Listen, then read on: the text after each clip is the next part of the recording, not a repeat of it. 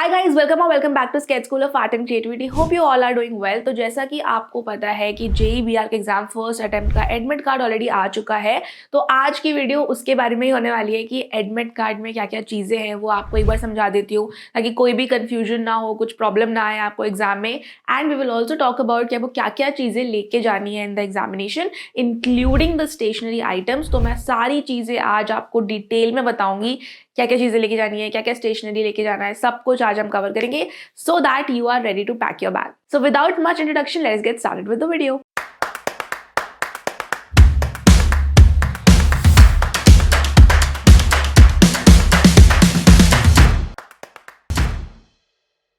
तो गाइज मेरे पास एक स्टूडेंट का एडमिट कार्ड है, उसको ही एज अ रेफरेंस लेके मैं आपको चीज़ें समझाऊंगी कि क्या क्या चीज़ें आपको लेके जानी है और क्या क्या चीज़ें लिखी है एडमिट कार्ड में। तो लेट्स हैव अ लुक।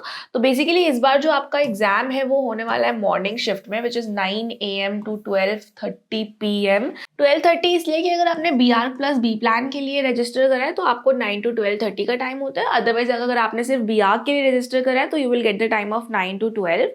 तो जो भी आपके एडमिट कार्ड में लिखा है वो आप देख लेना। बट द थिंग इज कि इस बार मॉर्निंग शिफ्ट में एग्जाम है, तो ऑब्वियसली आपको जल्दी उठना पड़ेगा एंड सेंटर पे पहुंचना पड़ेगा टाइम से। तो no delays in that. Even I will recommend you कि अगर आप इस टाइम में 9 to 12 के टाइम में जिसमें आपका एक्चुअल एग्जाम होने वाला है, अगर आप एक दो दिन मॉक टेस्ट दे देते हो ना, it is going to be very beneficial for you.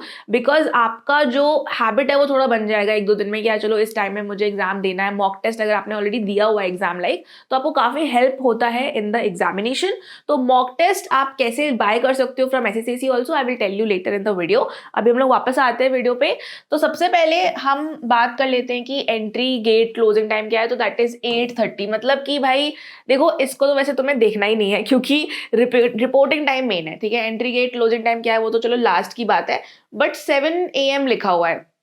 7 AM की जगह मैं आपको रेकमेंड करूंगी कि by 6:30 AM you should reach the centre. और सेंटर कहाँ है, ज्यादातर बच्चे मैप्स पे देखते हैं और उसका टाइम देख लेते हैं कि यार ठीक है इतना दूर है हमसे।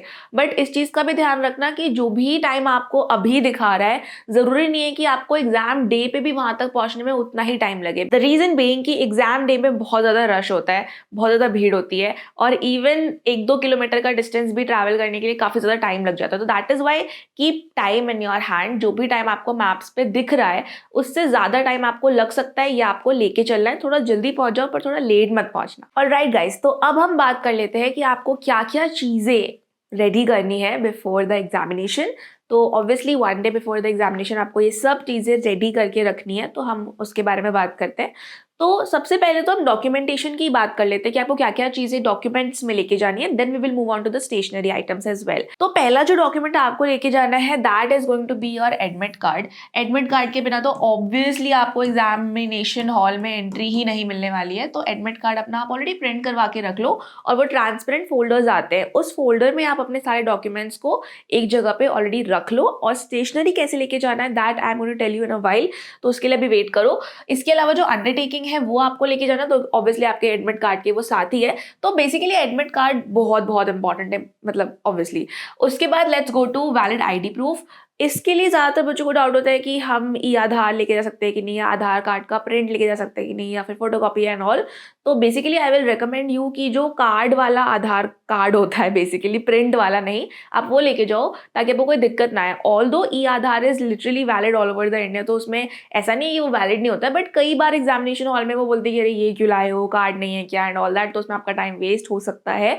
तो आप जो कार्ड वाला आधार कार्ड होता है वो लेके जाओगे तो बेटर रहेगा। अदरवाइज जो भी आपने ID प्रूफ अपनी अपलोड की है ना एप्लीकेशन फॉर्म में, शायद पासपोर्ट करा होगा या जो भी करा होगा, वो आपको तो लेके जाना ही जाना है। एंड इवन अपना आधार कार्ड भी आप रख लेना for the safer side. Okay, obviously आपकी चेकिंग वगैरह तो होगी, so let's skip that. Now आपको क्या क्या चीजें लेके जानी है apart from documentation and stationery. Obviously your water bottle. तो काफी सारे ऐसे लोग हैं जो कि इतना पानी नहीं पीते हैं, बट एग्जाम में आप एक वाटर बॉटल जरूर लेके जाना, बिकॉज कि उस टाइम में आपको कोई भी इशू या फिर कोई भी इनकन्वीनियंस नहीं होनी चाहिए, राइट। तो वो एक आप ट्रांसपेरेंट वाटर बॉटल रख लेना। सिंपल आपके पास बॉल पॉइंट पेन तो होना ही चाहिए, बिकॉज जो भी हम स्टेशनरी आइटम्स की अभी बात करने वाले हैं वो सब ड्राइंग के लिए है, बट आपको एक सिंपल बॉल पॉइंट पेन भी अपने पास रखना ही है, ठीक है। एडमिट कार्ड मैंने आपको बता ही दिया। इसके अलावा आपको अपना एक पासपोर्ट साइज फोटोग्राफ रखना है। तो अगर आपने फॉर्म में बहुत पुरानी अपनी कोई फोटोग्राफ फिल करी हुई है तो आप वो तो कैरी कर ही लो जो कि आपने फिल करी है, फोटो जो आपने डाली है। इसके अलावा आप एक रीसेंट वाली भी रख लो for the safer side. Okay guys, तो ये था डॉक्यूमेंटेशन के बारे में। बहुत ज्यादा तो कुछ है नहीं, बट फिर भी थोड़ा क्रूशियल होता है, तो इसलिए अच्छे से प्रिपेयर कर लेना अपने सारे डॉक्यूमेंट्स को। Now let's come to the stationery items कि आपको क्या क्या स्टेशनरी आइटम्स लेके जाने हैं और अपनी जो चीज़ें हैं रेडी करना शुरू कर दो। तो पहले हमें देख लेते हैं कि स्टेशनरी के बारे में लिखा क्या हुआ है, ताकि आपको कोई भी कन्फ्यूजन ना हो। और मैं आपको थोड़ा सा भी बताऊंगी कि कैसे एग्जाम हॉल में आप जो भी स्टेशनरी आइटम लेके जाना चाहते हो वो ले जा पाओगे, तो वो भी चीज़ मैं आपको आज बताने वाली हूँ। So basically guys, drawing part के लिए ये लिखा है कि for drawing test BARC bring geometry box, है ना। तो ये तो आपको लेके जाना ही है, जो अपना बेसिक ज्योमेट्री बॉक्स होता है जिसमें compass, set square, scale, sharpener, एक नॉर्मल सी पेंसिल, तो वो तो आपको लेके जाना ही है, नॉन नेगोशिएबल है। और इसके अलावा आपको पास pencil, eraser, colour pencil, crayon, ये सब आप लेके जा सकते हो। और water colours are not allowed. तो कोई भी ऐसा कलर जिसमें कि आपको पानी डाल के उसको एक्टिवेट करके यूज करना होगा, that is not allowed in the examination. Water colour, acrylics, oil paints, कुछ भी मतलब ऐसा अलाउड नहीं है। लेकिन आप क्या क्या चीजें लेके जा सकते हो जिससे कि आपको बहुत अच्छे मार्क्स मिल सकते हैं, if you obviously know how to draw for the examination. आपको बेसिक स्केचिंग आती है और आप इन स्टेशनरी आइटम्स का यूज करते हो, जो कि आज मैं आपको बताने वाली हूँ, तो डेफिनेटली आपके मार्क्स इंक्रीज तो होंगे ही होंगे थोड़े बहुत। लेकिन ज्यादातर बच्चों को डाउट ये होता है कि इसके अलावा अगर कुछ भी लिखा हो, या फिर इवन कई बार ऐसा होता है ना कि नॉर्मल कलर पेंसिल्स भी या फिर नॉर्मल क्रेयॉन्स भी वो लोग नहीं लेके जाने दे रहे होते हैं, बिकॉज ज्यादातर बच्चे बीटेक वाले होते हैं, ज्यादातर एग्जाम्स बीटेक के हैं। बस एक ही एग्जाम है जो BARC का होता है, बाकी जितना भी वो ड्यूरेशन है 5-6 दिन का जो भी है, उसमें पूरे बीटेक के एग्जाम्स होते हैं। तो जो इन्विजिलेटर्स होते हैं, कई बार पता नहीं क्यों बट उनको शायद नहीं पता होता है कि ये BARC का एग्जाम अलग होता है, तो फिर वो बोलते हैं कि सिर्फ आप बॉल पॉइंट पेन ही लेके जा सकते हो। और ऐसा लास्ट ईयर हुआ भी है 1-2 बच्चों के साथ। ऑब्वियसली बहुत सारे बच्चे ऐसे CC में है, बट सिर्फ 1-2 बच्चों के साथ ही ऐसा हुआ है, बट फिर भी हुआ है। तो वो लोग कुछ भी नहीं लेके जाने दे रहे। तो इस केस में obviously you have your admit card, you can show it to them कि हम लोग BARC एग्जाम दे रहे हैं, ये वो वाला एग्जाम नहीं है। तो थोड़ा तो आपको ऑब्वियसली बोलना पड़ेगा अगर ऐसा कुछ आपके साथ हो रहा है ना। और कई बार ऐसा होता है कि वो लोग कुछ भी और अलाउ नहीं करते हैं कि यार आप कुछ भी, जैसे माइक्रॉन पेन्स हो गए या फिर ब्लेंडिंग स्टम्प्स हो गए या फिर कुछ भी आप अलग चीज तो लेके जा ही नहीं सकते, तो कई बच्चों को नहीं लेके जाने दिया जाता है। लेकिन आप कैसे उन सारी चीजों को एग्जामिनेशन हॉल में लेके जा सकते हो, वो अभी हम लोग डिस्कस करने वाले हैं। So let's start with the stationery items. Guys, stationery items पे मूव ऑन करने से पहले जिन भी स्टूडेंट्स को इंटरेस्ट है मॉक टेस्ट देने में, तो वो मैं आपको थोड़ा सा बता देती हूँ। बिकॉज जैसे मैंने आपको बताया कि बहुत इंपॉर्टेंट होता है लास्ट मोमेंट पे मॉक टेस्ट देना, स्पेशली अगर आप वो 9 से 12 का जो टाइम है सुबह का उसमें देते हो तो बहुत ज़्यादा हेल्पफुल रहता है। बिकॉज आपको बहुत आइडिया लग जाता है कि आपको कैसे अपना टाइम मैनेज करना है एग्जाम में। शायद आपको लगे कि यार मैंने मैथ्स में बहुत ज़्यादा टाइम दे दिया मॉक टेस्ट में, या आपको लगे कि यार मेरा ड्राइंग में बहुत ज़्यादा टाइम जा रहा है। क्योंकि कई बार ऐसा होता है कि स्टूडेंट्स एंड तक भी टाइम बेस्ड प्रैक्टिस उतनी ज़्यादा नहीं करते हैं, बहुत ज़्यादा उनको आइडिया नहीं होता कि हमें अपना टाइम कैसे मैनेज करना है एग्जाम में। और कई बार ऐसा होता है कि अच्छी प्रिपरेशन होने के बाद भी टाइम की कमी होने की वजह से शायद आपने इतना टाइम मैनेजमेंट सीखा नहीं है, इतना मॉक टेस्ट नहीं दिया, तो थोड़ा सा वो प्रॉब्लम हो जाता है एग्जाम में। तो बेसिकली आप दे सकते हो इफ यू वांट। तो ये हमारे 3 अलग अलग टाइप के मॉक टेस्ट है, which is 1 for JEE-BARC, 1 for only NATA and 1 for NATA plus JEE-BARC both. तो अगर आपको सिर्फ JEE-BARC का मॉक टेस्ट लेना है तो you can consider buying this course. तो आपको जो हमारा वेबसाइट है उसकी लिंक डिस्क्रिप्शन में मिल जाएगी। और अगर आप कोर्सेज सेक्शन में जाओगे तो आपको जाना है इस वाले पार्ट में, which is NATA and JEE-BARC self preparation. ठीक है, अगर आप इस वाले में जाओगे तो आपको जो मॉक टेस्ट हैं, ये तीनों मॉक टेस्ट आपको इस वाले कोर्स में विजिबल हो जाएंगे।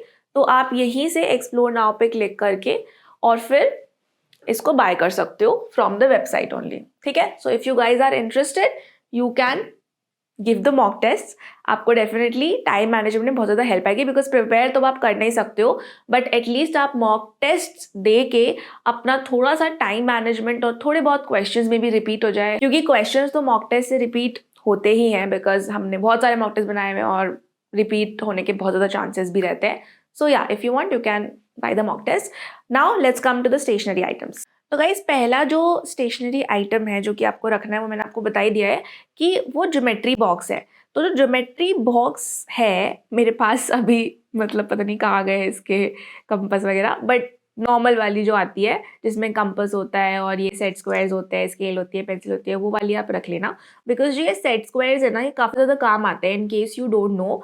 तो आप जो है क्या कर सकते हो ना, कि जो स्केल होता है, अगर आप स्केल के ऊपर ऐसे ऐसे रखते हो तो आपको वर्टिकल लाइंस मिल जाती हैं बेसिकली। तो अगर आप इसको 3D कॉम्पोजिशन में यूज़ करना चाहते हो while making a 3D composition, तो ये सेट स्क्वायर्स काफ़ी ज़्यादा यूज़फुल होती है उसके लिए, वर्टिकल लाइंस बनाने के लिए 90 डिग्री पे। एंड इसके अलावा जो नॉर्मल आपका स्केल है वो भी अलाउड है एग्जामिनेशन में। अगर आप पर्सपेक्टिव स्केचिंग कर रहे हो, आपको कुछ मतलब लाइंस बनानी है जैसे गाइड लाइंस वगैरह, तो काफ़ी लोगों से बनती नहीं है, तो उसके लिए आपको एक स्केल रखना ही चाहिए।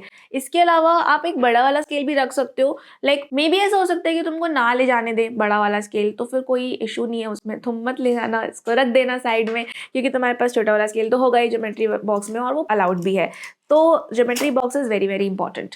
नाउ आगे चलते हैं to the other stationery items. अब गाइस जिन लोगों को डाउट है कि यार हम ये सब स्टेशनरी आइटम्स नहीं लेके जाएंगे क्योंकि हमें तो लेके जाने नहीं देंगे, जितना लिखा है हम उतना ही लेके जाएंगे, फालतू में क्यों एक्स्ट्रा लेके जाना, तो उनके लिए यही मैं बोलना चाहूंगी कि ज़्यादा से ज़्यादा क्या होगा, ज़्यादा से ज़्यादा ये होगा कि तुमको वो स्टेशनरी आइटम थोड़ी देर के लिए टेबल पे रखना पड़ेगा और तुम्हें बोलेंगे कि जब आप वापस जा रहे हो तब आप उसको पिक कर लो, यही होगा ज़्यादा से ज़्यादा।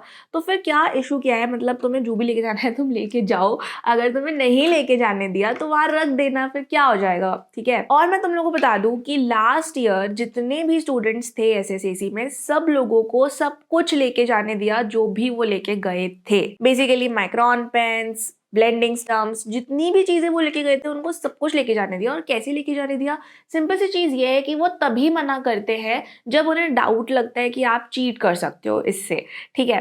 तो आपको करना क्या है कि आपको जितनी भी चीजें लेके जानी है वो बहुत ट्रांसपेरेंटली लेके जानी है। ट्रांसपेरेंटली लेके जाने का क्या मतलब है कि आपको उसको रबर बैंड्स में टाई करके लेके जाना है, ठीक है। आपके बेस्ट फ्रेंड्स होने वाले हैं ये रबर बैंड्स, बिकॉज ये रबर बैंड्स है ना, इससे आप बहुत सारी चीजें सॉर्ट कर पाओगे। इन द सेंस कि कई बार ऐसा होता है कि हमारे पास बहुत सारे पेन्स होते हैं, हमारे पास बहुत सारी पेंसिल्स होती हैं, हमारे पास ब्लेंडिंग स्टम्प भी है, हमारे पास इतने सारे कलर पेंसिल्स भी है, सब इधर उधर गिर रहा है, इधर उधर फैल रहा है, ठीक है, कुछ भी संभल नहीं रहा है एग्जामिनेशन में। That is the biggest issue जो कि मुझे भी फेस करनी पड़ी थी, और तब मैंने इतना नहीं सोचा था कि रबर बैंड्स ले जाओ। बट कितनी सिंपल सी चीज़ है यार, अगर आप सब चीज़ों को टाई कर करके रबर बैंड्स में लेके जाते हो, कितना सॉर्टेड रहेगा, कोई चीज़ आपकी इधर उधर नहीं होने वाली है, कोई चीज़ आपकी खोने नहीं वाली है। आपको जो भी कलर पेंसिल का कलर भी अगर चाहिए ना, तो वो भी आपको इजीली मिल जाएगा। ऑब्वियसली अगर आपको बॉक्स लेके जाने दिया, वेल एंड गुड, नहीं लेके जाने दिया, सारे कलर पेंसिल्स उठाओ और रबर बैंड में टाई करो और लेके जाओ, ठीक है। प्रॉब्लम तभी आती है जब आप बॉक्स में लेके जाते हो, आपको नहीं लेके जाने दिया, अब आप उसको कैसे लेके जाओगे, हाथ में तो लेके नहीं जाओगे पूरा कैरी करके।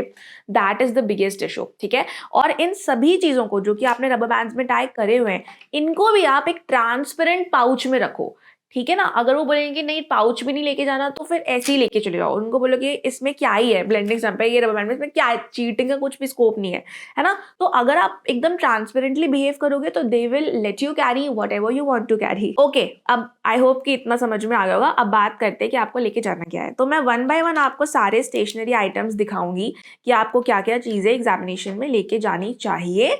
But obviously this will also depend on your practice, because कई सारे ऐसे स्टूडेंट्स होते हैं जो इन मटेरियल्स से प्रैक्टिस करानी होता है उन लोगों ने, जबकि ये बहुत डिफरेंस लाता है आपके रेंडरिंग में, है ना। ज़्यादातर बच्चे क्या होते हैं कि यार उन्होंने जितनी भी प्रैक्टिस करी है अपनी सिर्फ एक सिंपल पेंसिल से पूरी प्रैक्टिस कर रखी है, पूरा का पूरा जितना जेई का पूरा प्रैक्टिस करा है सिर्फ एक पेंसिल और अ फ्यू कलर पेंसिल्स, इतना ही आपने करा है।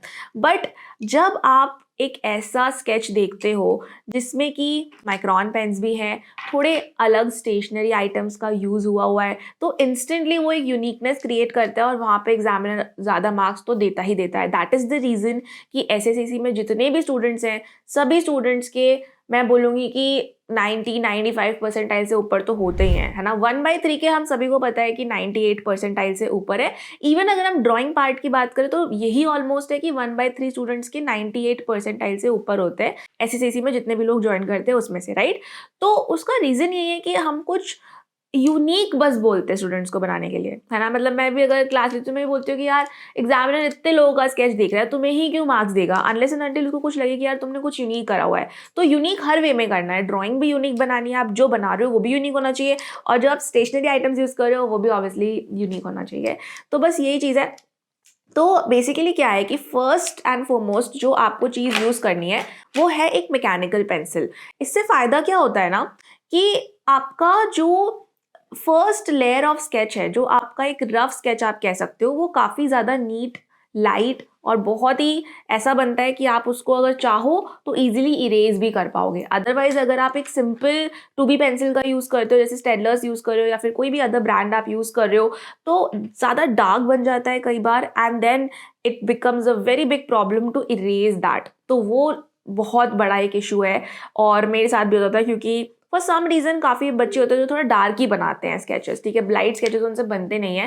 That is obviously a matter of practice, but dark अगर बना रहे हो वो इरेज नहीं हो रहा है तो फिर वो बहुत ही ज़्यादा इरिवर्सिबल हो जाता है कि अब हम क्या ही करें, अब तो ख़राब हो गया। तो ये चीज़ नहीं होनी चाहिए, और इसके लिए आप एक बहुत light grade mechanical pencil use करो। स्टेशनरी शॉप पे जब जाओगे तो उनको बोलो कि भैया हमको ना सबसे हल्का वाला जो है ना वही वाला मैकेनिकल पेंसिल चाहिए, and use it for your first layer of sketching. Then another stationery item that you should have is going to be a kneaded eraser.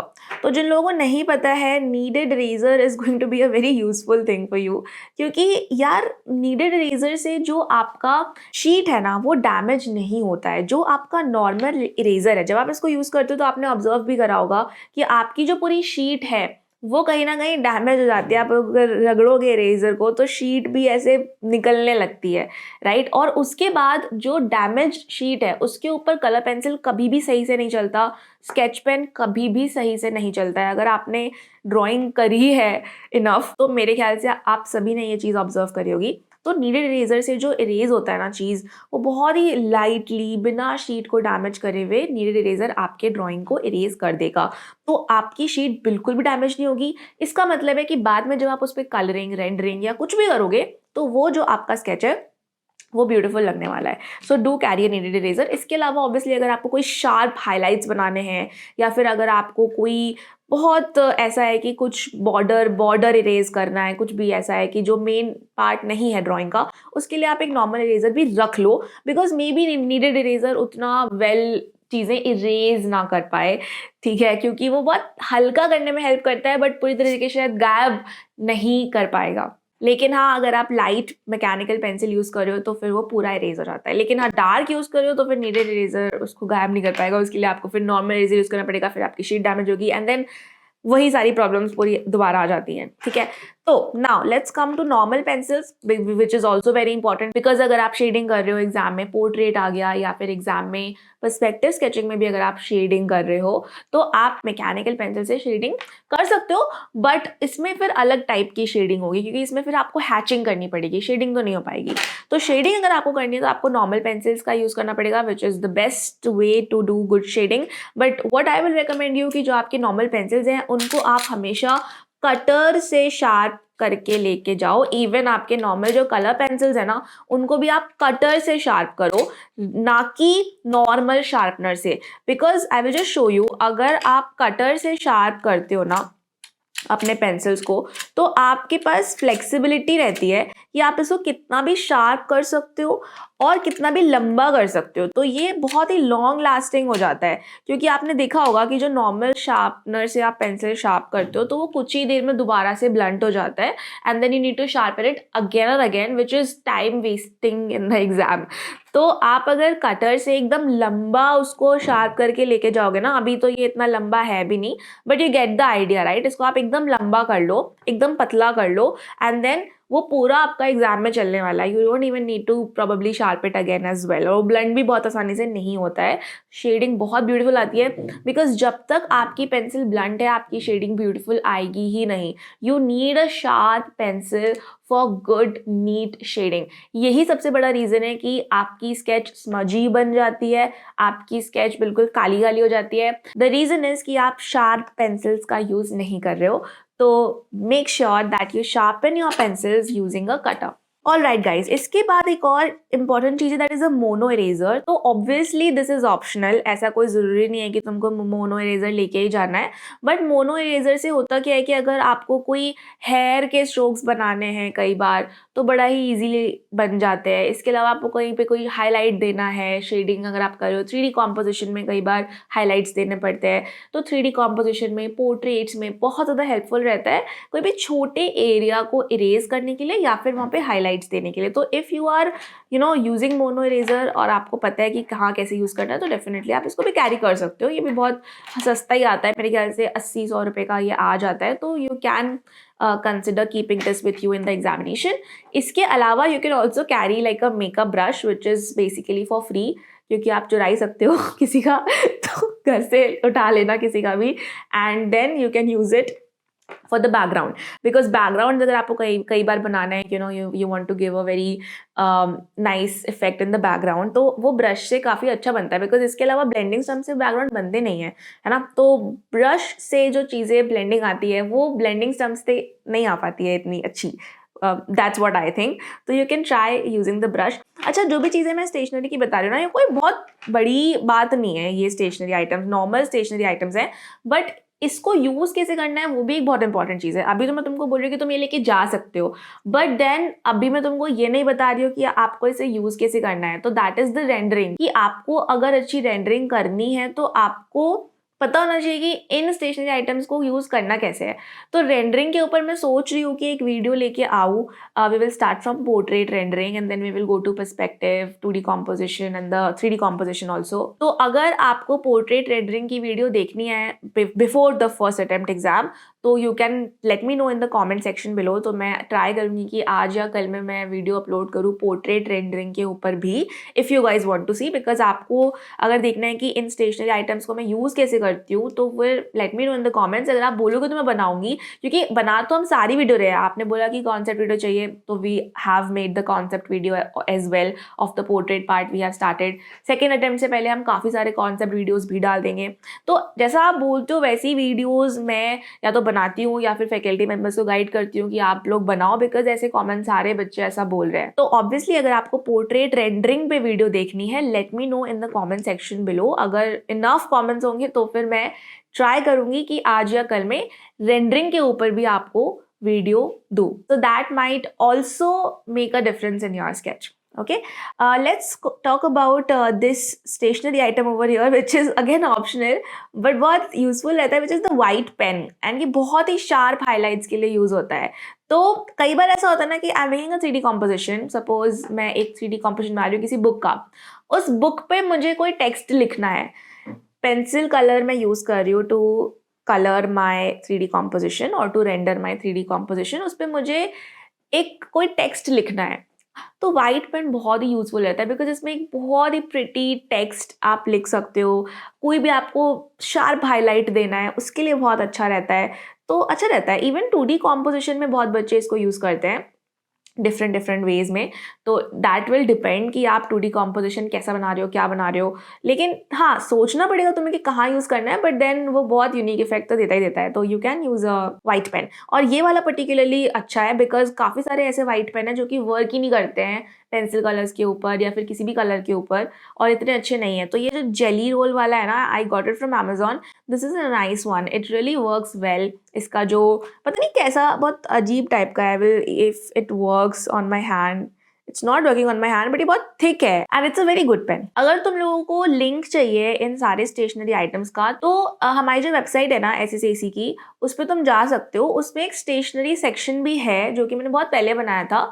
तो वहाँ पे मैंने अमेजोन के जो प्रोडक्ट्स है, यही प्रोडक्ट्स के जो लिंक है वो मैंने वहाँ पे डाल रखे हैं, तो आप वहाँ से भी देख सकते हो। और उसके बाद शायद इतना टाइम तो है नहीं कि अब आप अमेजोन से मंगाओ, तो आप अपने नियरेस्ट स्टेशनरी स्टोर पे जाना और वो फोटो उनको दिखा देना कि अगर आपके पास ये हो तो फिर वो आ जाएगा आपके पास। अदरवाइज अगर नहीं मिल रहा है आपको स्टेशनरी स्टोर पे भी, तो फिर आप ऑर्डर कर लो, सेकेंड अटेम्प्ट से पहले तो आ ही जाएगा। तो तब आप सेकेंड अटेम्प्ट के लिए इन चीज़ों को यूज कर लेना जो आपको नहीं मिलती हैं। Okay, next is guys blending stumps. Now this is also optional, but जो ब्लेंडिंग स्टम्प्स है ना, वो आपके ब्लेंडिंग में हेल्प करते हैं, स्पेशली जो लोग ऐसे हैं जिनकी शेडिंग इतनी अच्छी नहीं है। ज़्यादातर लोगों को ऐसा लगता होगा कि ब्लेंडिंग स्टम्प्स वो लोग यूज़ करते हैं जिनकी शेडिंग बहुत अच्छी है, but it's usually the vice versa that I have seen, क्योंकि मैं ब्लेंडिंग स्टम्प्स का यूज़ नहीं करती हूँ अपने पोर्ट्रेट्स में या किसी भी चीज़ के लिए, बिकॉज मेरी जो शेडिंग है अब प्रैक्टिस के साथ इतनी अच्छी हो गई है कि वो मुझे ब्लेंड करने की स्टम्प्स की ज़रूरत नहीं पड़ती है, वो नेचुरली ब्लेंडेड लुक देती है। बट कई लोग होते हैं जिनकी शेडिंग पैची होती है, कि कहीं आपकी एकदम से बहुत डार्क है, कहीं एकदम से बहुत लाइट है शेडिंग, तो उसके लिए जो फिर ब्लेंडिंग स्टम्प्स का एंड मोमेंट पे भी यूज़ कर लेते हैं ना। कई लोगों ने मुझे भी बोला है कि मैम हम लोग लास्ट मोमेंट पे आपकी वीडियो देख के ब्लेंडिंग स्टम्प्स लेके गए थे और हमारी जो ब्लेंडिंग वो बहुत अच्छी हो गई थी एग्जाम में। तो लास्ट मोमेंट पे भी जो लोग शुरू कर रहे हैं शेडिंग करना, उनके लिए काफ़ी हेल्पफुल रहता है ब्लेंडिंग स्टम्प्स। तो आप ट्राई कर सकते हो, अगर आपको इससे बेटर इफेक्ट मिलता है अपने नॉर्मल स्केचेस से बेटर, आपको अगर लगता है कि ब्लेंडिंग स्टम्प से इफेक्ट आ रहा है, तो डेफिनेटली आप इसको कैरी कर सकते हो in the examination. Another most important thing that I think मैंने मिस कर दी is a normal sharpener also. तो गाइज नॉर्मल शार्पनर भी रख लेना जस्ट इन केस। ऑल्दो अपने सारे पेंसिल्स को तुम्हें कटर से शार्प करके लेके जाना है। कटर तुमको लेके नहीं जाना है, ठीक है, ऑब्वियसली तुमको कटर नहीं लेके जाना देंगे, तो कटर नहीं लेके जाना है, बट कटर से शार्प करके अपने सारे पेंसिल्स को लेके जाना है। एंड सबसे इंपॉर्टेंट चीज़ जो मेरे को लगता है कि एसएससी का तो हर बच्चा लेके आएगा, और अगर ये वीडियो तुम देख रहे हो तो तुम्हें भी लेके जानी चाहिए, that is the micron pens. इतने सारे लेके जाने की जरूरत नहीं है, कोई तुम्हें वहाँ पे बेचना थोड़ी है माइक्रॉन पेन, बट थोड़े बहुत शेड्स भी अपने रख लोगे कि बहुत लाइट वाला है, थोड़ा डार्क वाला है, मीडियम वाला है, 3-4 भी होंगे तो बहुत है वो तुम्हारे लिए। बट माइक्रॉन पेन से जो रेंडरिंग आती है, 1-2 अच्छे स्केचेस यहाँ पे मैं लगा दूंगी, देख लेना, बहुत ही सुंदर रेंडरिंग आती है, बहुत ही एक यूनिक इफेक्ट आता है, डार्क लगता है स्केच। बाकी सब लोगों की मैं देखती हूँ जो नॉर्मल पेंसिल की होती है लाइट लाइट लाइट लगती है, थोड़ी डल डल लगती है, माइक्रॉन पेन से इंस्टेंटली स्केच एकदम थोड़ी बेटर हो जाती है। तो मार्क्स तो बेटर होंगे ही होंगे, लेकिन वही है, इसको यूज़ करना थोड़ा बहुत, मेरे साथ बैठोगे अगर क्लासेस में तो यूज़ करना इसको, मैं बताऊंगी तुम्हें, तो काफ़ी इंप्रूवमेंट आएगी आपके स्केचेस में। सेकेंड अटेम्प्ट के लिए भी अगर तुमको ज्वाइन करना है एसएससी की क्लासेस, तो फिर फ्री डेमो क्लास तुम लेके ट्राई कर सकते हो। आओ बैठो मेरे साथ, अपने डाउट्स पूछो, देखो कि ऑनलाइन हम लोग कैसे ड्राइंग पढ़ाते हैं, बिकॉज तुम कहीं भी हो पूरे इंडिया में या फिर इंडिया से बाहर, you can come to us, you can join SSC, और आपकी ड्राइंग में बहुत इंप्रूवमेंट आएगी, वो भी घर बैठे हुए। और ऑफलाइन से बेटर मुझे लगता है ऑनलाइन है, क्योंकि मुझे ऐसा लगता है कि अगर कोई मेरे घर के साइड में भी रहता है ना, तो मैं उसको ये बोलूँगी कि यार तुम ऑनलाइन ही मेरे से आगे बढ़ो, बिकॉज ऑनलाइन में चीज़ें बहुत ही सॉर्टेड वे में और इजीली समझ में आती है। For architecture entrance exam it's the best way of preparation. तुम्हारा टाइम भी सेव होता है, एनर्जी भी सेव होती है। तो सेकेंड अटेम्प्ट के लिए तुम डेफिनेटली ट्राई कर सकते हो, बिकॉज फर्स्ट अटेम्प्ट तो ऑलमोस्ट रह गया, तो अब तो कुछ नहीं कर सकते, बट नेक्स्ट में अपना बेस्ट ट्राई दो। क्या पता कि तुम्हारा ड्राइंग कितना इंप्रूव हो जाए, एप्टीट्यूड कितना इंप्रूव हो जाए, बिकॉज गाइडेंस से फर्क तो पड़ता ही है। और आई नो कि बोलने से कुछ फर्क नहीं पड़ता है, तुमको नहीं समझ में आएगा कि क्या डिफरेंस आएगा या तुम क्या ही सीख लोगे। So that is why free demo class becomes very important, because वो फ्री ऑफ कॉस्ट है, उसको करने में तुम्हें कोई प्रॉब्लम नहीं होनी चाहिए। बिकॉज अगर तुम फ्री डेमो क्लास में नहीं आ रहे तो that is the issue of may be कि तुम थोड़े लेजी हो। तो वही है कि लेजीनेस छोड़ो, और जब तक क्लास में नहीं आओगे तब तक समझ में नहीं आती हैं चीज़ें। अब हमने सब चीज़ों की बात कर ली, पर कलर्स की तो बात ही नहीं की, क्योंकि अभी तक जो भी हमने देखा उसमें कोई कलर्स नहीं है। तो कलर्स जो सबसे इम्पॉर्टेंट और वन एंड ओनली है, वो पेंसिल कलर्स ही हैं गाइस। आई नो कि बहुत लोग पूछते हैं कि मैम हम क्रेयॉन्स यूज़ कर सकते हैं कि नहीं, या फिर कोई और टाइप के कलर्स यूज़ कर सकते हैं कि नहीं, ऑयल पेस्टल फॉर एग्जाम्पल। भाई हाथ जोड़ो, मत करना भाई प्लीज़। एक तो ऑयल पेस्टल तो इतना फैलता है कि तुम अपने स्केच देख के खुद ही डर जाओगे at the end of the exam. Handle नहीं होता है ऑयल पेस्टल सब लोगों से, एग्जाम में तो बिल्कुल भी नहीं होता, बिकॉज शीट की साइज़ भी इतनी नहीं है। क्रेयॉन्स बहुत किडिश लगता है, ब्लेंडिंग उसमें कुछ होती नहीं, कलर पे ऑफ कुछ होता नहीं है, बच्चों के लिए होता है क्रेयॉन, तो फिर वो बिल्कुल भी एक आर्टिस्टिक या फिर एक अच्छा प्रोफेशनल लुक नहीं देता है in the sketches. So the only medium of colour that you can possibly use in the examination is obviously the colour pencils. Colour pencils का लेकिन ये बहुत रहता है कि अगर आप चीप क्वालिटी के यूज करते हो ना, तो फिर उसका कलर इतना अच्छा आता नहीं है, क्योंकि हम सब ने कलर पेंसिल्स यूज़ करे हैं। बट जो नॉर्मल स्टूडेंट ग्रेड के कलर पेंसिल्स होते हैं ना, वो इतने अच्छे नहीं होते बेसिकली। उसको तुम कितना भी घिसोगे ना तो उसमें कलर आता ही नहीं है, लाइट लाइट ही रहता है वो। तो हम सब ने वो वीडियोस देखी हैं पेंसिल कलर ड्राइंग की यूट्यूब पे, जो हम सोचते कि यार पेंसिल कलर से इतनी रियलिस्टिक ड्राइंग कैसे बना दी, क्योंकि उनके कलर पेंसिल्स अलग होते हैं, उनके कलर पेंसिल्स में बहुत ज़्यादा कलर पे ऑफ है, पिगमेंटेशन है और उनकी ब्लेंडिंग भी अच्छी होती है। तो सबसे अच्छा जो मुझे अभी तक जो मैंने यूज़ करा that is the Prisma colour pencils. ये बहुत ज़्यादा डार्क है, बिल्कुल आप इसको हल्के हाथ से भी यूज़ करोगे ना तो आपके हाथ में भी दर्द नहीं होगा और पूरा कलर भी बहुत अच्छे से आ जाता है। तो प्रिज्मा की तो बात खैर अलग है, बट प्रिज्मा बहुत एक्सपेंसिव भी होता है। तो if you don't want to use Prisma then the second best option that you can go for is the brush stroke. ठीक है, तो ब्रश स्ट्रोक इतना एक्सपेंसिव नहीं है, लेकिन इसका भी कलर पे ऑफ मुझे पर्सनली अच्छा लगता है। स्टेडलर्स भी अच्छे होते हैं, बट स्टेडलर्स के साथ आई थिंक लास्ट ईयर बहुत इशू आ गया था कि बहुत बच्चों के स्टेडलर्स टूट रहे थे बार बार, तो may be it's quality issue और I don't know what happened. तो इसीलिए फिर मैंने स्टेडलर्स का मना कर दिया स्टूडेंट्स को कि चलो, बहुत लोग क्योंकि टूट रहे थे, सबने बोला कि मैम हमारे तो टूट ही जा रहे हैं, हम उसको शार्प करते वो टूट जाता है। तो पहले ऐसा नहीं था कुछ साल पहले, बट रिसेंट में स्टेडलर्स में ये इशू आ रहा है।